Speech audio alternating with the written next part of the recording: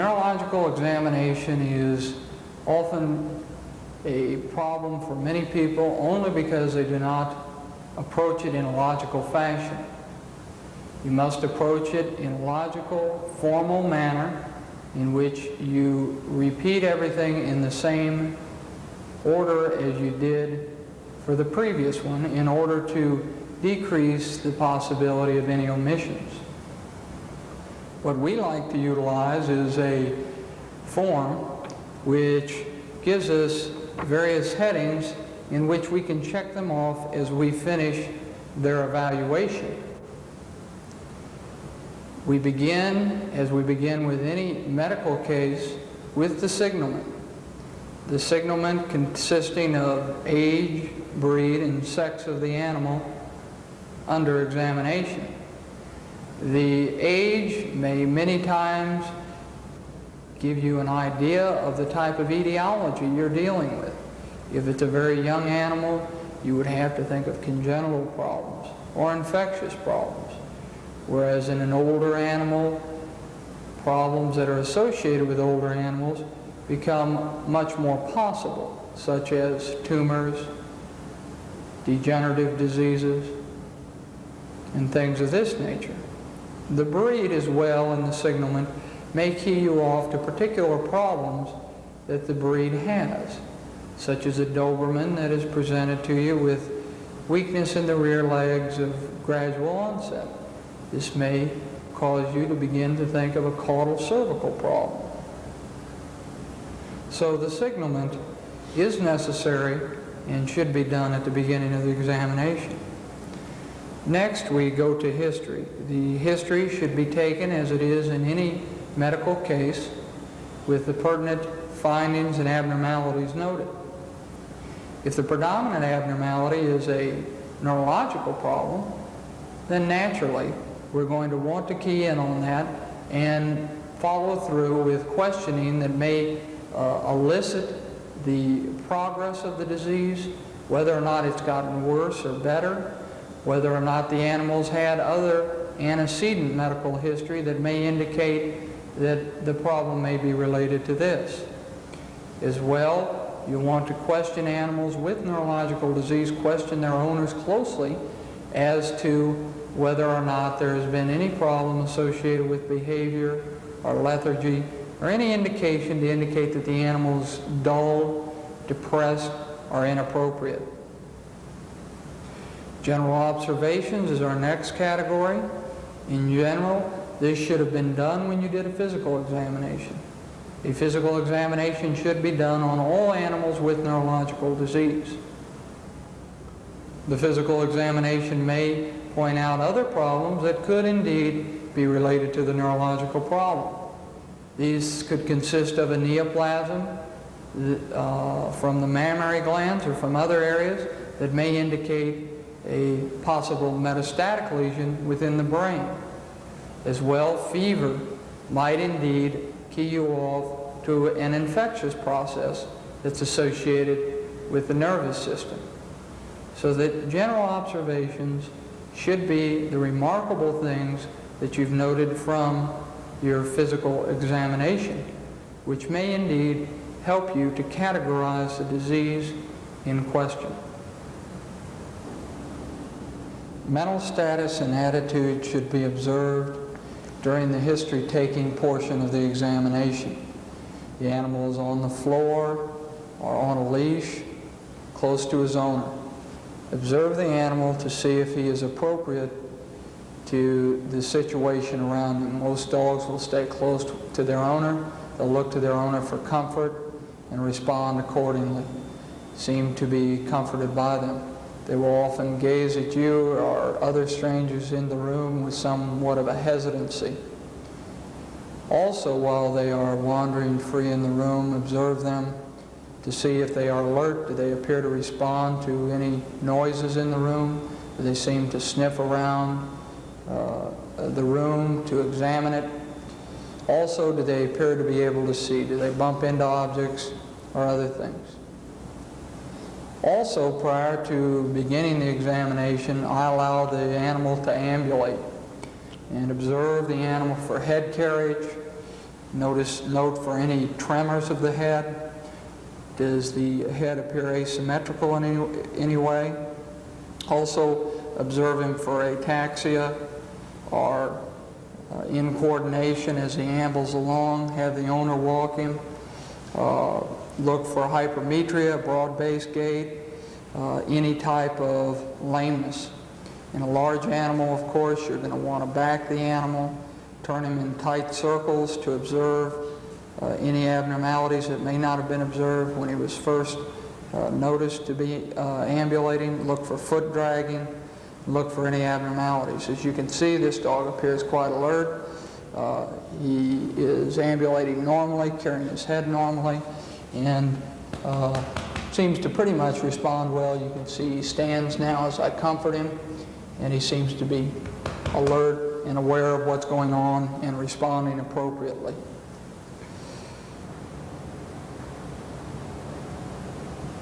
I begin the examination with examination of the cranial nerves. The reason for this is that in examining the limbs and their reflexes, the spinal reflexes, it is required that you induce some discomfort on the animal. As well, it's required that you restrain the animal to some degree. Therefore, I examine the cranial nerves first. The first cranial nerve, as you all know, is the olfactory nerve. The olfactory nerve is very difficult to examine in animals, and you can use any type of stimulus, food. A noxious type of stimulus, however, will cause problems. This dog can smell this. He's not sure what it is. As you can see here, a noxious stimuli such as smoke will cause stimulation of the fifth cranial nerve and will not allow adequate evaluation of the olfactory nerve. So it's a difficult nerve to evaluate. In dogs and cats, the only sign seen with bilateral loss of this nerve is anorexia. Next, I go to the optic nerve. There are two reflexes that are used to evaluate the optic nerve. The optic nerve is a tract of the brain. It has afferent fibers into the brain stem. The first reflex is the menace reflex. In order to do this, you threaten the animal with a menacing gesture. He should react accordingly, most commonly closing the eye. This examination, I usually cover one of the eyes, and then with my fingers spread, menace the animal. If you go too hard or close your fingers, you may blow air onto the cornea, which will stimulate the ophthalmic branch of the fifth cranial nerve. You can see this animal menace as well. As well, I'm covering the other eye so that I can examine for unilateral blindness or hemianopsia. This reflex requires the second cranial nerve, the optic nerve, to be intact, the optic tract to be intact, the optic radiations up to the cerebral cortex to be intact, as well as the cerebral cortex, the occipital part of the cerebral cortex, and projection fibers down to the seventh cranial nerve in order for the animal to close its eye. The other reflex that can be utilized to evaluate the second cranial nerve are the pupillary light reflexes. You shine a bright light into the pupil, a bright light into the pupil, and the animal's pupil constricts greatly, as you can see here. Again, if you're in a brighter room, close your eye for a second, open it, and you can see that the pupil constricts well. You want to do it to both sides. Again, you can see the pupil constrict, and then you want to observe both pupils for symmetry. Are both of them equal in the same amount of light as they should be? Again, then you want to test with a light and test the consensual reflex of the opposite eye. Although it's difficult to tell, these are equal in this dog. So we know that that is normal. That pathway requires the second cranial nerve to be intact so that they can receive the light reaction to the rostral midbrain, and then a synapse in the third nerve nucleus, and the parasympathetic fibers cause the constriction of the iris.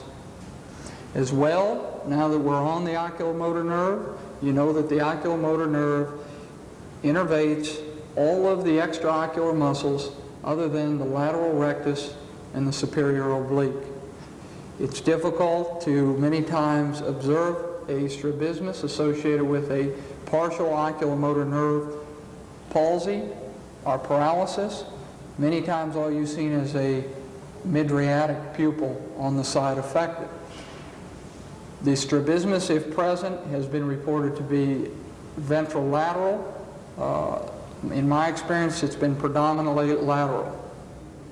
The other thing you can do in dogs that have no strabismus is to move the head from side to side and see the correction of the eyeball for the changing position in the head.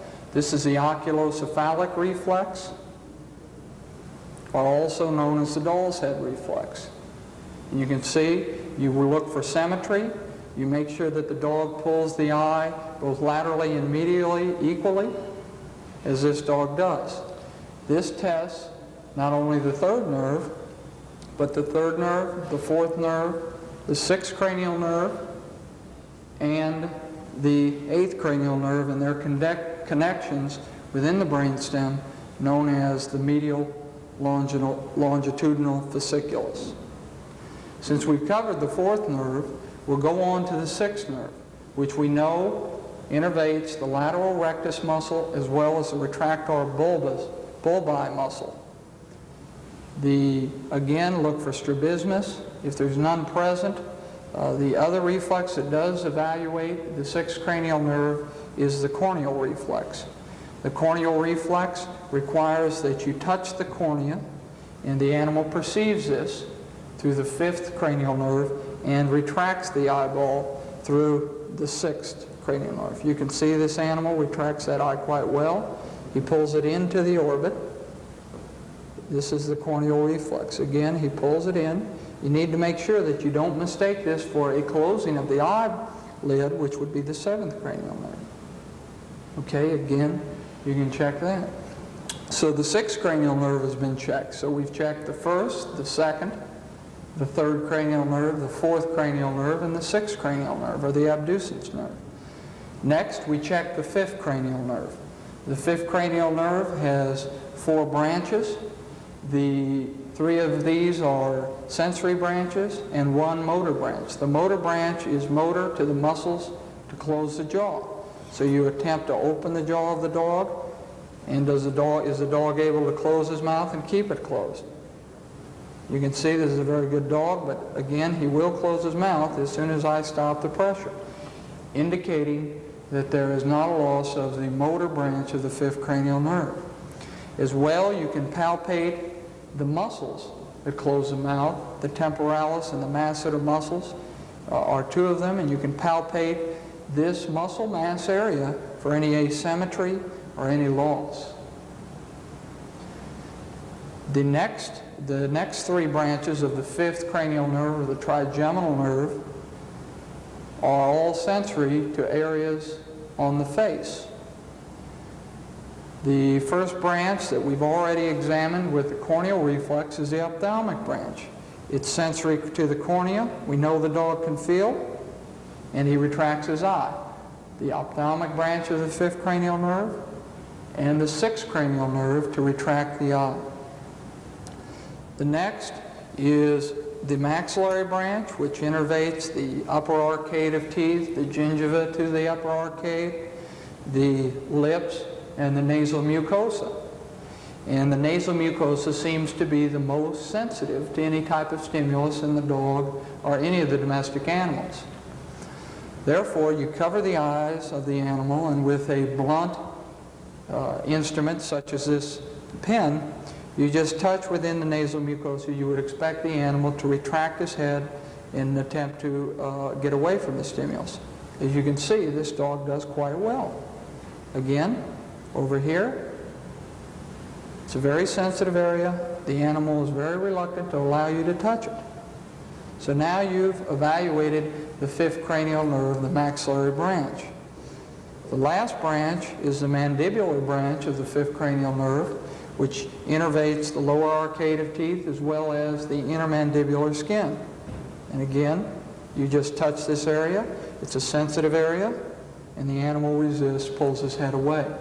So you've evaluated now the four branches of the fifth cranial nerve, or the trigeminal nerve. Going on, we then evaluate the seventh cranial nerve, the facial nerve.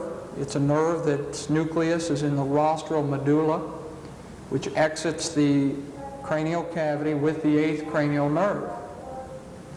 The seventh cranial nerve is sensory to the taste buds of the anterior two-thirds of the tongue, and via the chorda tympani nerve, which passes through the middle ear and allows the animal to taste.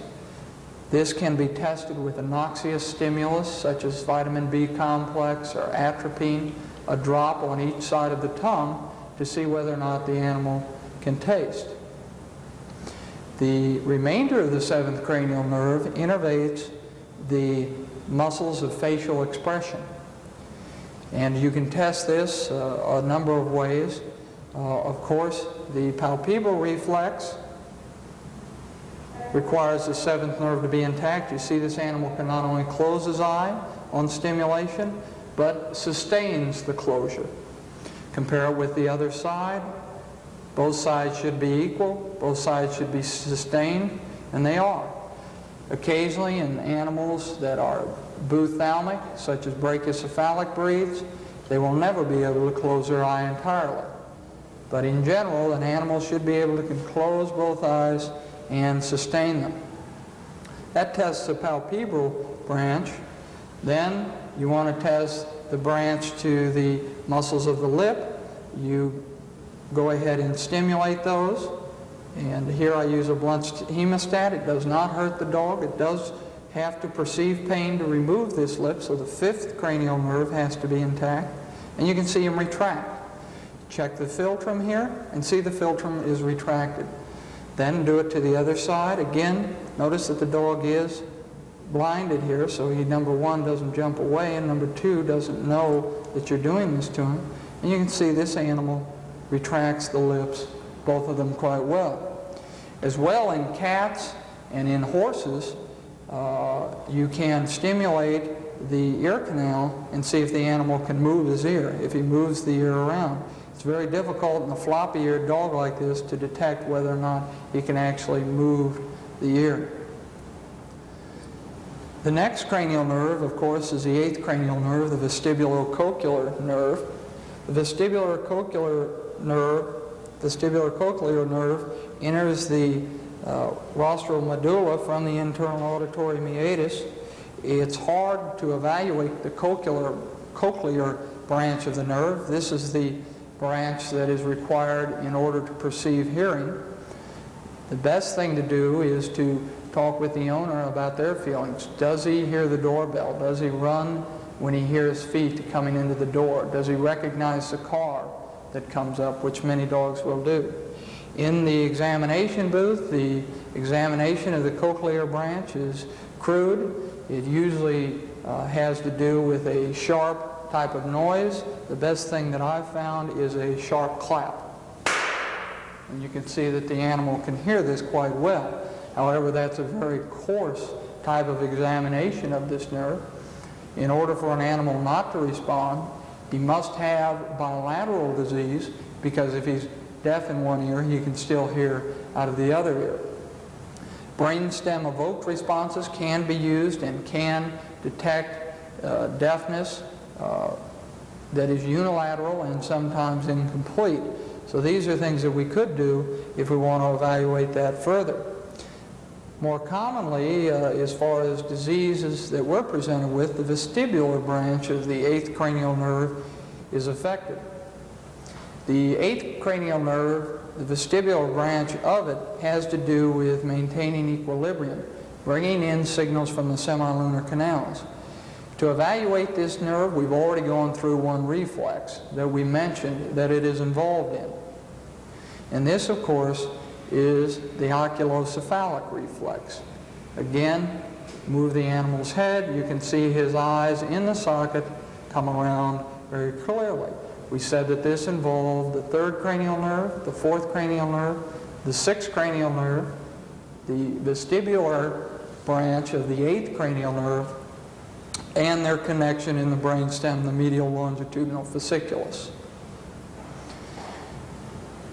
Again, another test for vestibular problems is an abrupt change in position of the head. Allow the animal to come back to normal and see if there's any positional nystagmus after this. Again, extend it, and the animal does not have any nystagmus. In a more subtle or a more chronic vestibular problem, you may be able to pick up nystagmus. The vestibular branch of the eighth cranial nerve, when associated with disease, often has a head tilt associated with it, often has nystagmus associated with it, as well as an incoordinated gait. The ninth cranial nerve, or the glossopharyngeal nerve, is involved in bringing sensory fibers from the tongue for taste, the caudal 1/3 of the tongue for taste, and is as well is involved with pharyngeal muscles and the gag reflex. You can see this dog is gagging against my finger here quite adequately. It indicates that indeed he can swallow. Another method to elicit this in more aggressive animals is to rub the pharynx and see if the animal will not swallow, as he just did. You can tell by him licking his lips. The ninth cranial nerve, the glossopharyngeal nerve, is involved in the gag reflex, as well as the 10th cranial nerve. The 10th cranial nerve being the vagus nerve. The vagus nerve involves parasympathetic fibers that go down the vagosympathetic trunk, as you all know, innervate a large part of the esophagus in the dog, as well as bringing innervation to the laryngeal muscles via both the recurrent laryngeal nerve, and as well it is involved in bringing innervation to the pharyngeal muscles and is involved in the gag reflex. So again, we can evaluate that with the gag reflex. You can see this dog gags quite adequately against my fingers. The vagus nerve can be associated with some other problems. A megaesophagus can be seen, as well as roaring in horses. Laryngeal hemiplegia can be seen. You may see abnormalities as far as cardiac problems go, if you do have problems as far as the vagus nerve goes. The gag reflex is by far the most consistent way to evaluate that nerve. The 11th cranial nerve is the spinal accessory nerve. Part of the spinal accessory nerve flows with the vagus and is difficult to evaluate. The other branch, or the spinal branch of the spinal accessory nerve, innervate the trapezius muscles, very difficult to evaluate in the dog. So the 11th cranial nerve is very difficult to evaluate in the dog, as is the first cranial nerve. The 12th cranial nerve is the hypoglossal nerve. The hypoglossal nerve provides motor fibers to the tongue. The tongue can be evaluated. You want to move it. Can the animal move it? In large animals, you may want to pull it out of the mouth. You can see this dog moves his tongue well. There's no fasciculations of the tongue on either one side or the other. There's no atrophy of the tongue. There's no deviation or contraction of the tongue to one side or the other. And these are things, of course, you want to evaluate as far as the tongue goes. You can see he moves it quite well. There's no atrophy or deviation whatsoever. This brings to an end the evaluation of the cranial nerves. Next, we'll want to move on to the spinal nerves and go through each of those as we evaluate the reflex associated with them. We're going to begin with evaluating the spinal reflexes of the dog and going to mention their relationship to segments within the spinal cord. Remember that these are segments of the spinal cord and not vertebral bodies. The patellar reflex will do first. You want to lay the dog on his side. You want to comfort him, allow him to relax so that you get a good evaluation of the patellar reflex. I usually hold the hock slightly flexed, as is the stifle, and then with a pendulum type movement tap the patellar tendon, and then you can not only feel but see the reflex here.